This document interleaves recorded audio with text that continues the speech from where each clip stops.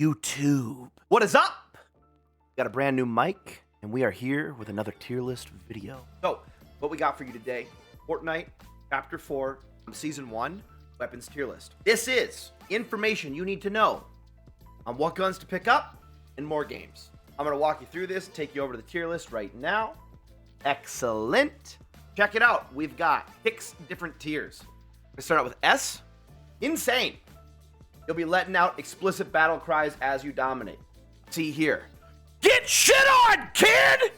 A, really good. It's really good, but you're going to pick up S over it for sure. B, okay on the fly flex. When I say that, what I mean is if you're in a gunfight, when it comes to like on the fly flex, if you're in a gunfight and you see an item that you can swap one of your 5 slots to and then use the item for your benefit, then do that, use the item, and then pick up the gun that you dropped because it was clearly a better gun. Here, C, fight with off drop or RNG hates you. We all have those games where we're going along and like, dude, I've looted every building and all I've gotten is this? It's not that great. You're making do with it or you're fighting with it off drop. D, living up to the first letter of the word. For desperate. You found nothing better. This is what you're stuck with and you're making the best of it. And tier F, pick this gun up, hop in the trash, the dumpster. Get let these charges, get let these charges, get let these charges, get... Oh my god, I just hopped in the trash. And let the storm end you. If this is the only gun you can find your nearest dumpster, hop in the trash. Loot the person with... Oh, I'm back in the garbage. Yep. And his GG's, back to the lobby, ready up, we're on to the next one. Let's get started. Off rip, also, little disclaimer, these are gonna be like my own personal opinions. I am playing on mouse and keyboard, but I think that's a little bit different when it comes to what aim assist has to offer, things of those nature. And I primarily play zero build. So that might make some of my takes a little different or a little spicy. But let me know what you think. First gun we got here, we got the assault rifle or the SCAR. I think personally it's really good. I think it's nice that you can just, it's more of like a beam. It's something that you can, if you like crouch and really laser someone, you have a higher ranked one, and if you just RNG and the bloom is in your favor, you might just literally delete someone from the game. It's a great gun. I think it's also really nice to almost have it as a flex in a way if you can't find like an SMG or a spray weapon, caliber rifle. I think this thing is a lot of fun. Like it's fun when you tag someone, they get stuck, and it's like, it's so satisfying when they get, like if you get them weak and you switch to it real quick and you tag them and you can just know in your head that dude's gonna get knocked. It's a really good feeling. And I think that is kind of all it has to offer. It's got a high skill ceiling, so like and it's only got 3 shots. You have to hit the shot.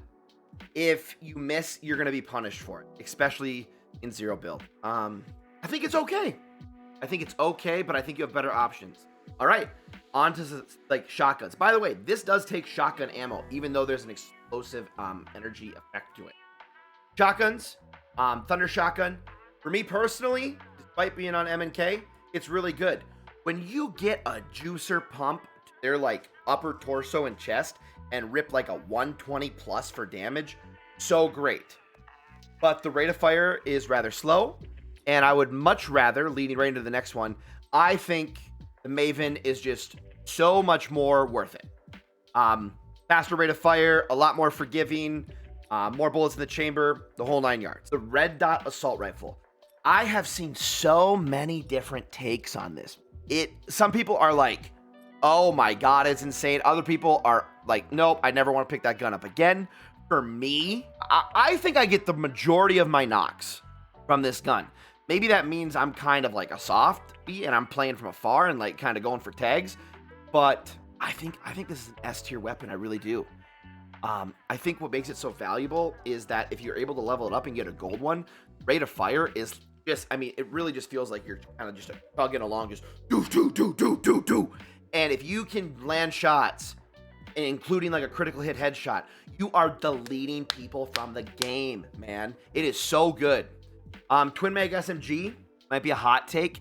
I think it's satisfying, like for the rate of fire and everything like that. But I am gonna like take on the light ammo weapons of the game. Hear me out here. Like Twin Mag SMG, I think it's really good because of the mag size and the quick reload into the Twin Mag, which is sick. The other SMG here, which I think is just the machine gun SMG. I think it's okay. Mag size isn't that great. If you can get like a really high tier one, I think then it's, you know, way more worth it to consider swapping it into 5 slots for your loadout. I think what takes the cake, I think the tac pistol. And hear me out. This is why. Damage multiplier for the critical hit on the tac pistol is 2 compared to the SMG's 1.5. And it does an overall higher damage output per bullet that is higher than both the SMGs. And this is the big kicker, and I know this is like heavy RNG. If you get augments and a pistol that can play off each other early game, you can get an extended mag and have it be reloading faster. And I quite literally have a short. I am in the process of like taking my dog out to go to the bathroom, and Brett hits me with a comment. He's like, dude, they're pushing us. And I literally sit down and I'm feeling confident. I'm like, we're going to kill these guys real quick. And I pistol whip them both. We'll insert that clip here because I think it is just, it is a clear indicator of how valuable and dominant the pistol is. Primal flame bow. The bows in general, okay? The bows in general are going to get a little interesting here. What I've noticed, at least for zero build, is I think primal flame bow has value in an okay sense, because if you ever like get an engagement and you're taking it and you're in those situations where you're seeing like all those beautiful like fall vibe trees, I think the scenery of the map is gorgeous, but like those trees really obstruct your line of sight on the enemy. And that's what I think makes this bow valuable. If you're even solo, duo, or with a squad, if someone picks it up, they can just start tagging trees and clearing lines of sight, or buildings even, depending upon the building and what it's made out of. It really makes your enemy in a position of like they have nowhere to hide. It's you. Now, on the flip side of that too, you might be taking away cover, and obviously you're taking away line of sight, so they can re-engage with you. And that makes it kind of a double-edged sword. Like, it might come back to bite you, but I think it's still okay if you can take the assertive and like really put the pressure on them. And maybe it's just like some satisfying urge in me. Like when you get like that tick damage of any sort of like Molotov in a game, it just feels, it's satisfying. Primal stink bow, this one's tough. This is what I like about it. I like that it goes directly to flesh. There's been a couple times in zero build where I've seen the enemy, like I've seen like their path to escape, and I've already done like damage to them, or I've even just pushed up positioning wise to put them in a compromised state, and they're like, okay, we got to back up and like take this fight differently. And I've taken this bow and I've literally just stink clouded the entire area in front of them and like where they're about to be, playing like the space that they're going to go into, and it just starts ticking them for flesh damage. And in certain situations, I've gotten knocks off this, but I think it's extremely situational. So I think it's a fight with off drop, and I'm going to put it to the top of this because it's almost a flex. It's almost a flex. Okay, shockwave bow, as far as I know, is augment only. The unstable bow, switching to it only, which in my, like, it kind of like that sucks to me. I think augments are really cool. I think they've given a fresh take on the game a little bit, but it also bums me out that even if I were to go and loot and look for this, I have to get lucky with augments giving it to me. That's what kind of bums me out, and I'm gonna put it in for desperate because it's super cool. And there's been situations, we actually had a game where we got second place, or second or third place. We lost to this because the enemy team took it and took shots at us that blew us back into storm. So I think that offers a tremendous amount of value, but that's also like extreme end game only situation to get you the win. Explosive bow, unfortunately, I'm gonna go with okay. Dude, I don't know. I'm gonna go with fight without drop, and this is why. Just huge disclaimer: I've never gotten a chance to use it yet, so that's why. Here we go. Here we go. We got the shockwave hammer. That's just S tier.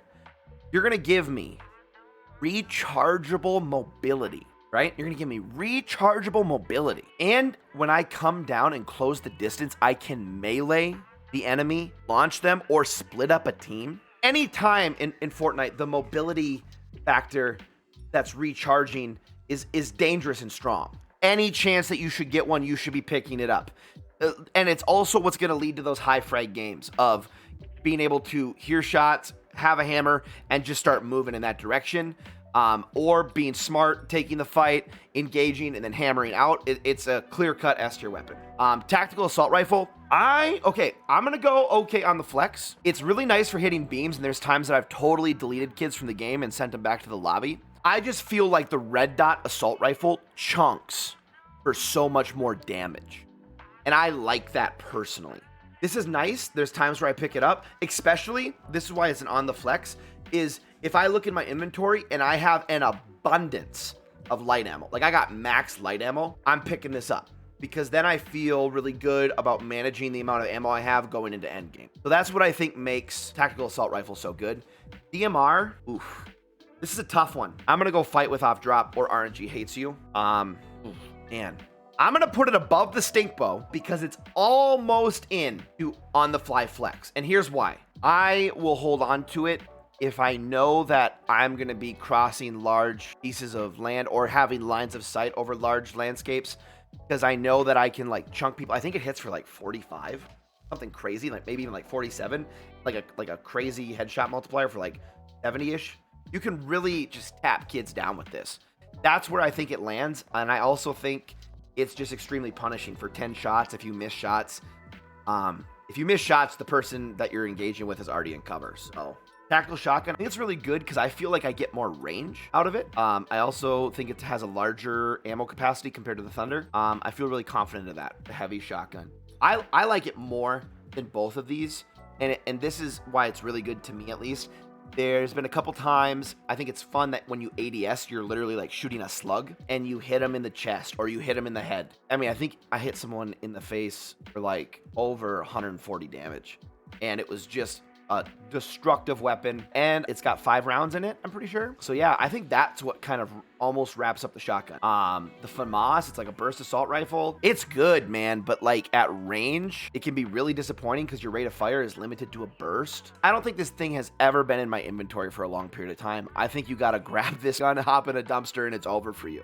It's not that great. It is not that great compared to the other guns available in the game. RPG, I'm gonna go really good, and I think it's above those 2 shotguns. I know it got vaulted, I think, for Winterfest, but I think it has tremendous value, and just one, I think it's an interesting counter to the hammer.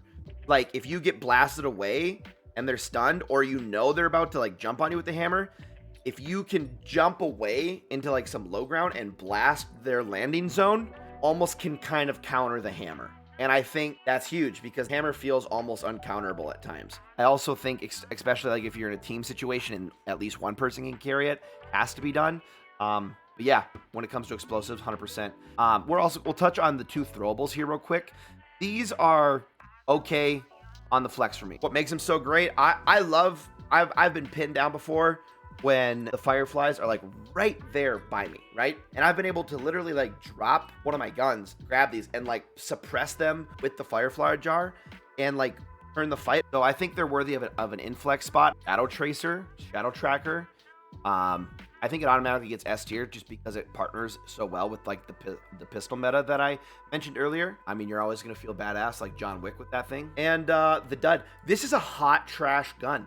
Tell me why I would want to pick this shotgun up. It's not even worth putting in on the fly flex. It's a 2-shot. The damage is not that great, and it knocks you back. You can use it for mobility, which is kind of fun and memey, but overall, it's not providing a ton of value. And when it comes to like having like 5 options in your bag on like what you can and cannot do, I just don't think it has any place in your inventory. This is my tier list, guys, for Fortnite Chapter 4, Season 1.